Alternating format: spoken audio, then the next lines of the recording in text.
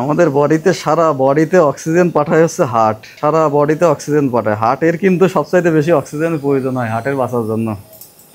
আপনার হার্টে যখন অক্সিজেন কন্টিনিউয়াস কম যায় তখন কিন্তু হার্টের রক্তনালী এক হচ্ছে যে অবশ্যই একটু স্লিপ অ্যাপনিয়া থাকলে রক্তনালীগুলো রিজিড হয়ে যায়। হার্টের নিজেরও অক্সিজেন সাপ্লাইয়ের জন্য রক্তনালী প্রয়োজন আছে, সেই রক্তনালীগুলোর ভিতর দিয়ে রক্ত সঞ্চালন কমে যায়, ঘুমের ঘরে হার্ট অ্যাটাক হয় কিন্তু এইটার জন্য। এবং এই অবস্থায় একটি স্লিপ অ্যাপনিয়ার জন্য পেশেন্ট কিন্তু স্ট্রোক করে, কারণ ব্রেনে যখন অক্সিজেন কমে যায় তখন এক হলো এই রোগী যেহেতু প্রেশার তৈরি হয়, প্রেশারের জন্য ব্রেন স্ট্রোক করতে পারে। 2 নম্বর, ব্রেনে রক্ত সঞ্চালন কমেও যাইতে পারে, কেননা রক্তনালীগুলো রিজিড হয়, রক্তনালীগুলোতে অনেক ধরনের ফ্যাট জমে, অ্যাথেরোস্ক্লেরোসিস নামক রোগ হয়।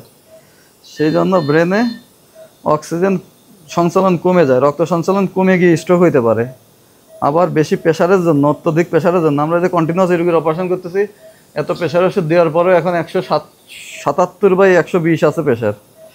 এত দেওয়ার পরেও যখন কন্টিনিউয়াস প্রেশার বেশি থাকে তখন কিন্তু প্রেশারের জন্য আপনার হেমোরাজিক স্ট্রোক হতে পারে, ব্রেনের রক্তনালী ছিঁড়ে গিয়ে সেখানে রক্তপাত হইতে পারে। ঠিক আছে, এগুলো কিন্তু প্রত্যেকটা একটার সাথে সম্পর্কিত।